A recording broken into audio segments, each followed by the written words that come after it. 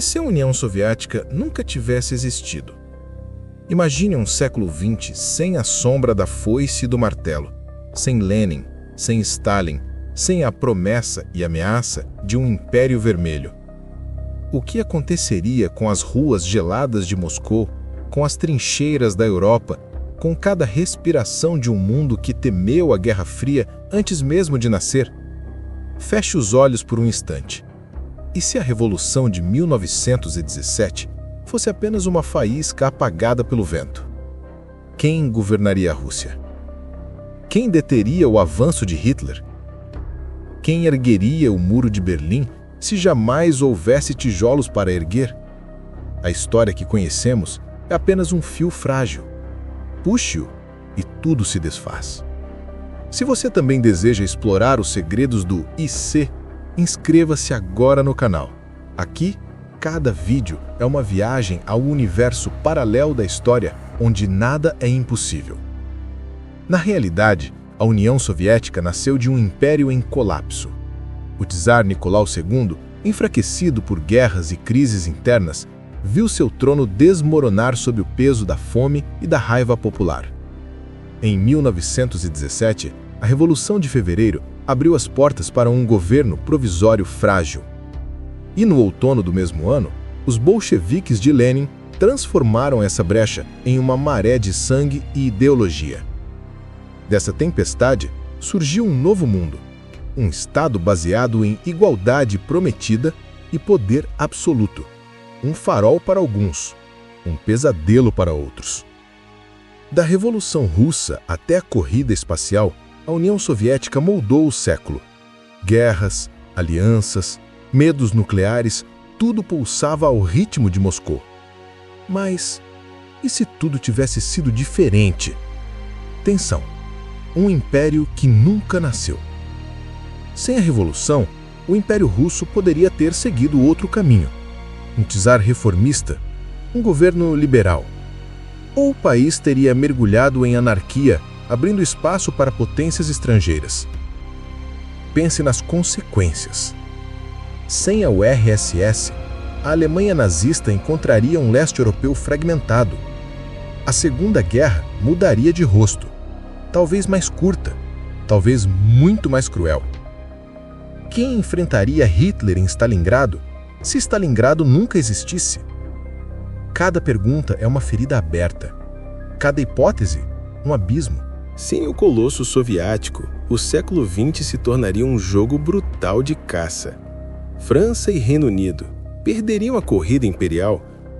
Os Estados Unidos permaneceriam sozinhos como farol do capitalismo ou mergulhariam em um isolamento sombrio.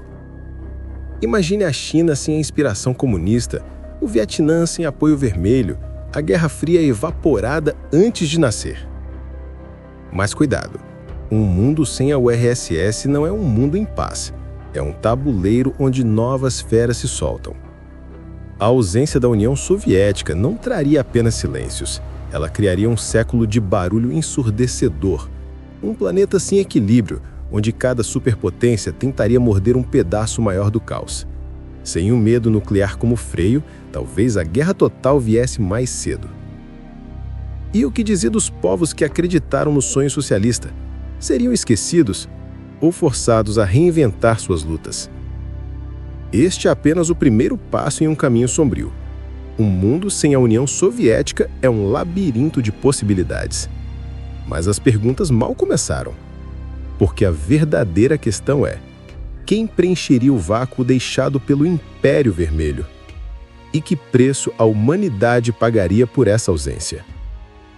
Prepare-se para a próxima parte, onde o vácuo de poder se transforma em algo muito mais perigoso do que qualquer bandeira vermelha poderia simbolizar. E se em 1917 a centelha da Revolução Russa tivesse se apagado? Nenhum comitê bolchevique, nenhum poder aos sovietes, apenas o império vacilante, tentando respirar. Mas o império enfraquecido não vive em silêncio. Quando um gigante cai, abutres circulam. Quem se atreveria a avançar primeiro? Imagine potências espreitando as estepes geladas. Alemanha, Japão, talvez até a própria Grã-Bretanha. A Rússia, sem coesão, se tornaria um prêmio a ser dividido, e o mundo um tabuleiro sem regras. Quem protegeria milhões de camponeses quando as fronteiras virassem poeira? Na história real, a Rússia de 1917 já estava em colapso. A Primeira Guerra Mundial drenara recursos, exércitos e esperança. Soldados desertavam em massa. As cidades congelavam de fome. A monarquia czarista, cega, tropeçava para o abismo. Sem os bolcheviques, a queda ainda viria, mas sem um projeto unificador. O governo provisório, frágil como vidro, seria incapaz de segurar províncias distantes. As regiões bálticas, a Polônia, a Finlândia, todas poderiam se libertar sozinhas, abrindo feridas que potências vizinhas não hesitariam em explorar. Mas essa fragmentação não seria pacífica. Ela teria um preço e um cheiro de pólvora. É 1920. A Alemanha, derrotada, mas faminta, observa um leste sem dono. Os tratados de paz que a humilharam poderiam ser rasgados com uma desculpa simples: proteger os alemães étnicos no Báltico. Um novo avanço militar, anos antes de Hitler, poderia nascer de generais ressentidos. Sem uma União Soviética para contra-atacar, quem conteria essa investida? A França, exausta da Grande Guerra, hesitaria. A Grã-Bretanha, protetora de seus mares, talvez se limitasse a discursos. Cada dia sem um poder central em Moscou seria um convite para a invasão. E quando o primeiro soldado cruzasse a fronteira, o caos ganharia nome e rosto. Enquanto a Europa se engalfinha, o Japão olha para o norte. Na vida real, Tóquio já havia sonhado com a Sibéria. Sem um Estado soviético, esse sonho se torna ordem. Imagine bandeiras do sol nascente fincadas no gelo do Pacífico, portos estratégicos sob domínio japonês décadas antes da Segunda Guerra. Uma Rússia retalhada entre Alemanha e Japão. Seria esse o mapa do novo século? Ou haveria forças invisíveis prontas para impedir? No coração da Eurásia, povos inteiros se veriam forçados a escolher: rendição a invasores ou resistência solitária. Cazares, tártaros, ucranianos, todos jogados em uma loteria de alianças e traições. O que para alguns seria libertação, para outros seria condenação. Sem Moscou para unificar, cada cidade, cada vila se tornaria seu próprio país ou seu próprio campo de batalha. O vácuo de poder não traz silêncio, ele traz tempestades. E enquanto as garras da Alemanha e do Japão rasgam a antiga Rússia, um novo medo se ergue no Ocidente. Porque o colapso de um império não se limita às suas fronteiras. Ele reverbera, ele contamina. Mas ninguém podia imaginar o que viria a seguir. Na parte seguinte, o caos europeu se mistura a ambições americanas e acende uma chama que mudará para sempre a ideia de liberdade e de tirania. E se enquanto a Rússia se despedaçava, a Europa se transformasse em um barril de pólvora? Sem a União Soviética como contrapeso, cada fronteira se tornaria uma cicatriz. Os exércitos marchariam não por ideologia, mas por pura fome de território. Imagine Paris olhando para o leste com medo. Londres, incapaz de decidir entre a diplomacia e o canhão. E, nos campos arruinados da Alemanha, veteranos da Grande Guerra encontrando nova razão para lutar. O que acontece quando toda uma geração recusa a paz? Na nossa linha do tempo, o Tratado de Versalhes sufocou a Alemanha, mas a existência da União Soviética criou um inimigo comum que, paradoxalmente, serviu de freio. Aqui, sem Moscou vermelho sangue, o foco muda. França e Reino Unido veem uma Alemanha reorganizada e percebem tarde demais que o inimigo que julgavam derrotado apenas mudara de forma. Sem a ameaça comunista, não há alianças de contenção. Não há medo que una. O continente que chamava a si mesmo de civilizado volta a ser um campo de caça. As cidades alemãs ainda carregam as ruínas da Grande Guerra, mas no subsolo fervilham sociedades secretas, oficiais humilhados, industriais sedentos de lucro. Eles veem o leste aberto como uma promessa. A Rússia fragmentada é um convite. Recursos infinitos, petróleo, trigo, espaço vital, antes de qualquer Lebensraum ser imaginado. Quem impediria um novo avanço alemão rumo a Kiev, Minsk, Petrogrado? Ninguém. Cada passo da Wehrmacht, que poderia nascer anos antes de Hitler, faria o continente tremer. Do outro lado do Atlântico, os Estados Unidos observam. Sem a ameaça soviética, o isolacionismo parece tentador, até que as rotas comerciais são ameaçadas. Um continente europeu em guerra ameaça o dólar mais do que qualquer bandeira vermelha. Washington começa a financiar blocos rivais não por ideologia, mas por cálculo. Armas fluem para quem possa conter Berlim, talvez para Paris, talvez para um governo provisório qualquer que ainda respire na Rússia Ocidental. Mas esse movimento traz uma consequência inevitável. A América entra no jogo muito mais cedo. Entre 1925 e 1930, o que chamaríamos de Segunda Guerra Mundial já pulsa. Sem fascismo claramente definido, sem comunismo como antagonista, é uma guerra por puro domínio. E isso a torna mais cruel.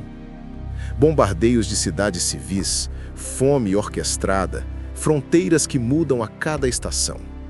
Uma guerra que não se chama Guerra Mundial, mas que queima como se fosse. O século XX perde seu nome. Ganha apenas gritos. Enquanto tanques alemães cruzam a estepe e dólares americanos alimentam exércitos aliados, uma nova força cresce em silêncio. Porque onde há guerra, há oportunidade.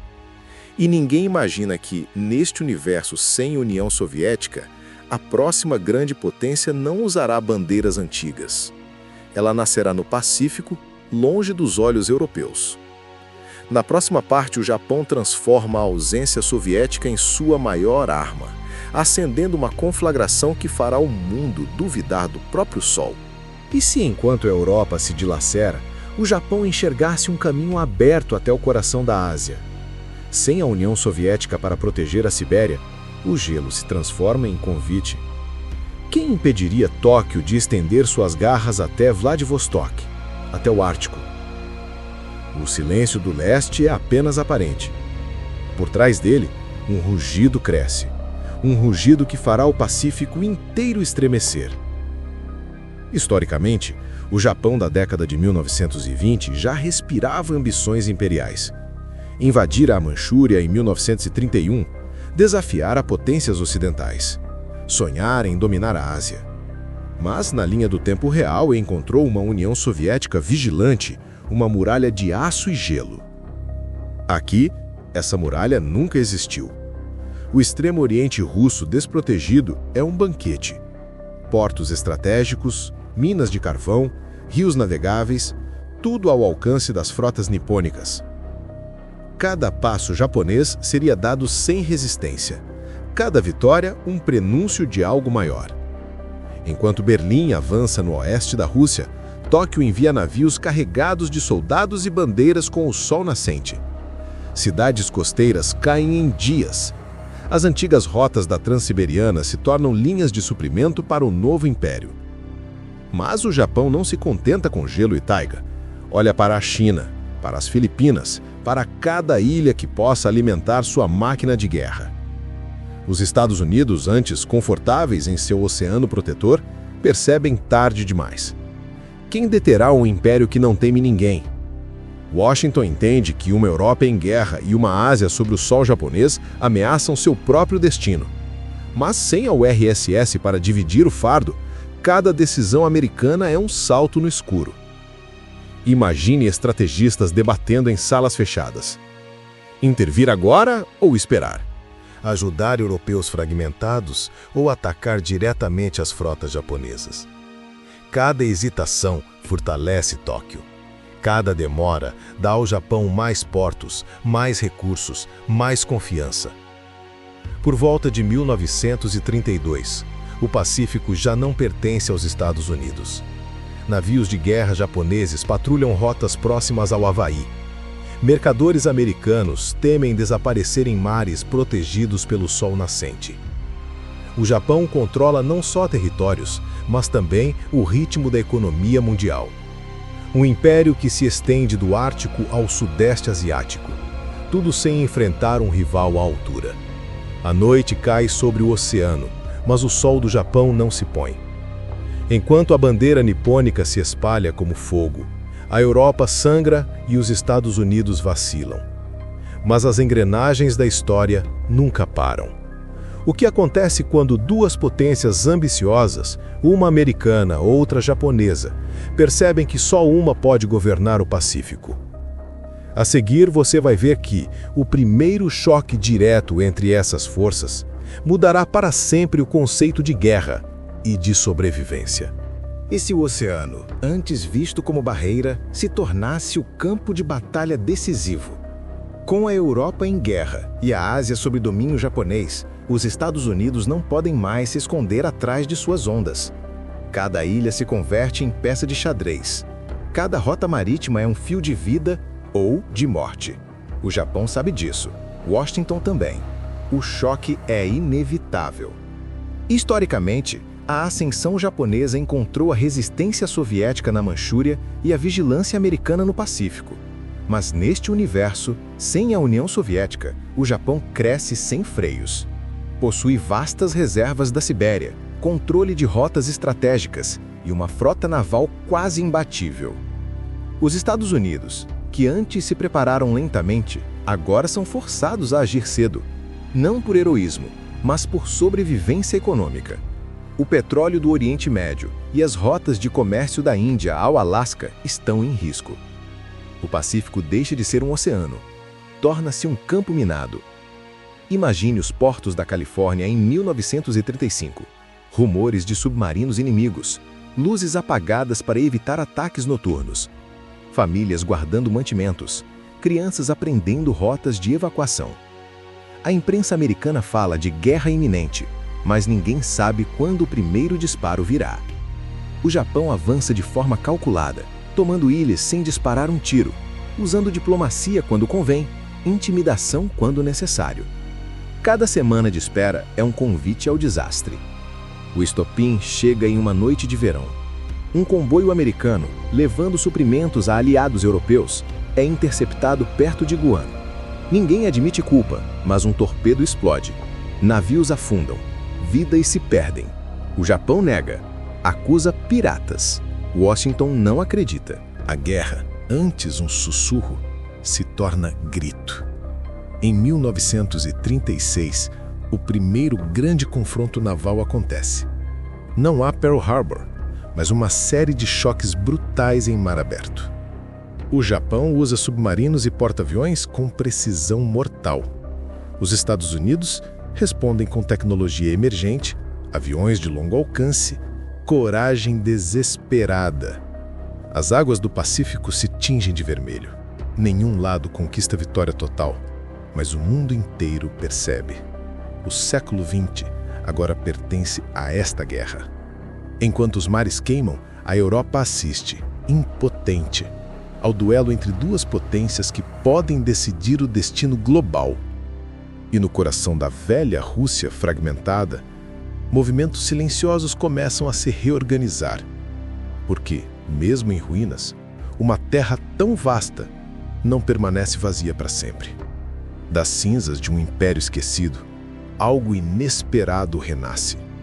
Uma força que mudará o equilíbrio de poder e fará a guerra parecer apenas o início. E se, enquanto o Pacífico ardia e a Europa sangrava, a própria terra russa começasse a sussurrar novamente? Um território que todos julgavam acabado. Um povo dividido, faminto, cansado. Mas a história raramente aceita o vazio. Quando o inverno avança e as potências estrangeiras se distraem, algo desperta nas estepes. Um fantasma ou uma nova nação? Mesmo sem a União Soviética, a vastidão russa guarda uma força que não morre. Comunidades isoladas sobrevivem entre as florestas geladas. Ex-oficiais tsaristas, líderes camponeses, mercadores que nunca abandonaram a ideia de um país. Enquanto alemães e japoneses disputam fatias do território, esses grupos aprendem, lentamente, a cooperar. Eles não têm bandeira vermelha nem fé monárquica. Têm apenas a memória de uma pátria e a certeza de que nenhum invasor é eterno. É a semente de algo inesperado. Pequenas guerrilhas surgem na Sibéria, emboscando comboios japoneses. Vilarejos inteiros desaparecem antes da chegada de exércitos estrangeiros. Na Ucrânia, líderes locais começam a unir camponeses contra tropas alemãs. Esses focos de resistência não têm nome, mas têm efeito. Recursos vitais deixam de chegar ao Japão. Rotas alemãs sofrem ataques que não podem ser explicados. As potências ocupantes subestimam o inimigo. Um erro antigo, repetido. Do caos surge um pacto invisível. Comunidades siberianas, facções ucranianas, clãs do Cáucaso, todos percebem que precisam uns dos outros. E mais, percebem que podem barganhar com potências distantes. Mensageiros viajam em segredo para Washington, Londres, até Pequim. O pedido é simples: armas em troca de caos contra Japão e Alemanha. As democracias hesitam, mas a oportunidade de enfraquecer os inimigos é irresistível. A Rússia fragmentada começa a se armar. Em 1938, ataques coordenados atingem portos japoneses no Ártico e ferrovias alemãs na Ucrânia.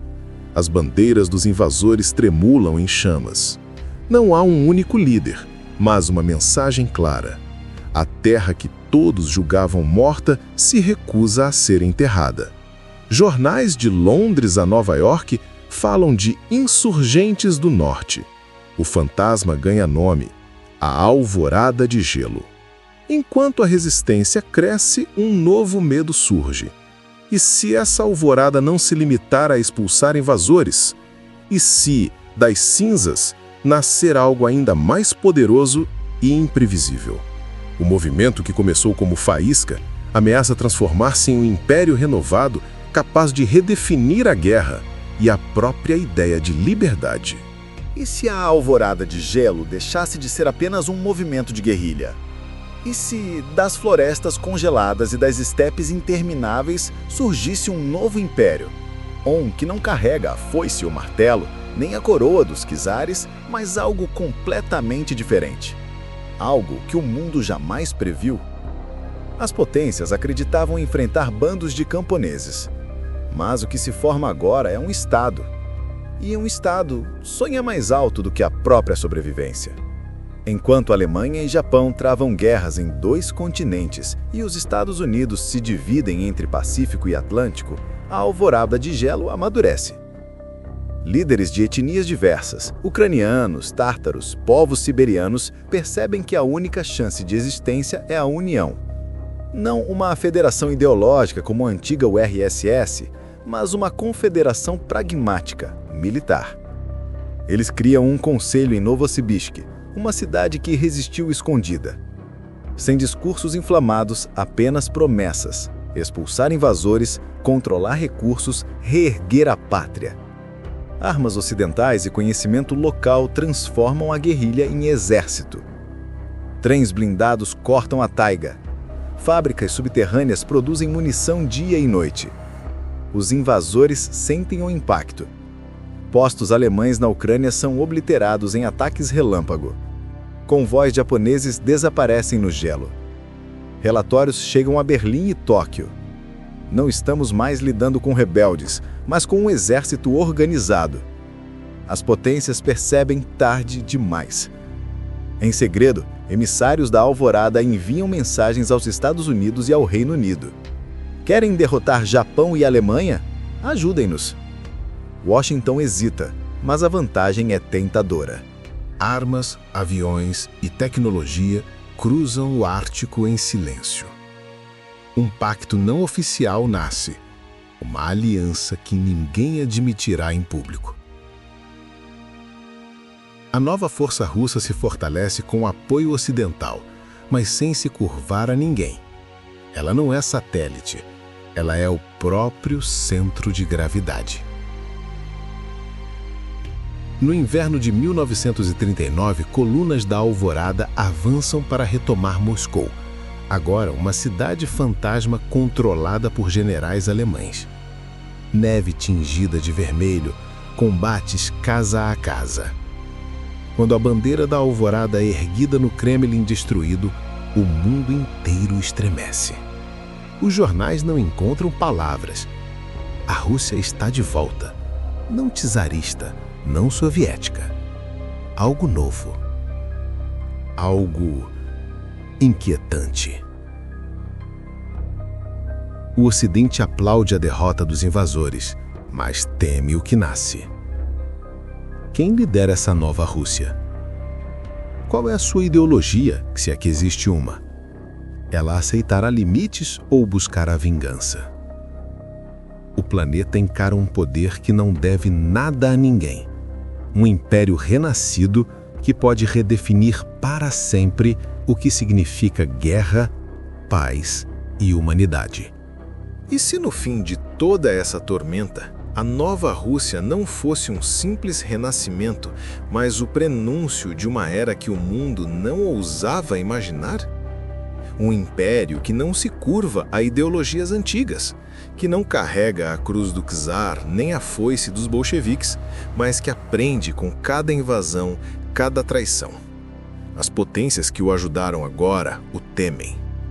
Os aliados de ontem percebem, criaram algo que não podem controlar.